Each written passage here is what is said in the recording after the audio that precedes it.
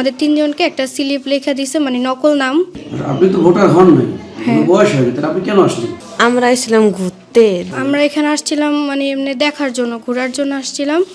তো পরে আমার চাচা রুবেল মোল্লা, তার সাথে দেখা হওয়ার পরে তারা আমাকে মানে তিনজনকে, আমার ফুপু ও বাসায় চলে গেছে। এখন আমাদের তিনজনকে একটা স্লিপ লেখা দিছে, মানে নকল নাম লেখা দেওয়ার পরে বলছে যে মানে ওই জায়গায় যায় দাঁড়ানোর জন্য সিরিয়ালে। তো পরে ওই সিরিয়ালে দাঁড়ানোর পরে আমার মানে চাচার শাহিন মোল্লা, তার সাথে দেখা হয়। দেখা হওয়ার পরে বলছে যে কেউ যদি কিছু জিজ্ঞেস করে তাহলে তার নাম বলতে, যে শাহিন মোল্লা পাঠাইছে। আপনি তো ভোটার হন নাই, বয়স হয়ে গেছে, আপনি কেন আসলেন? আমাদের স্লিপ দিছে, পাঠানো হয়েছে। জানেন এটা অপরাধ হয়েছে আপনার? হ্যাঁ, আমরা আসছিলাম ঘুরতে দেখতে। রুবেল মোল্লা বলছে স্লিপ দিছে, পাঠাইছে। কি বলছে, কি স্লিপটা কি বলছে? কইছে যে ভিতরে যা সে বুদ্ধিস।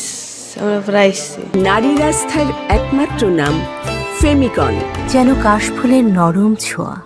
তারা ভোটের লাইনে দাঁড়িয়েছিলেন, ওই সময় আর কি তাদেরকে ট্রেস আউট করে বের করা হয়েছে। আন্ডার এজ তাদেরকে আটক করে রাখা হয়েছে, জুডিশিয়াল ম্যাজিস্ট্রেটকে জানানো হয়েছে, তারা ব্যবস্থা নিবে।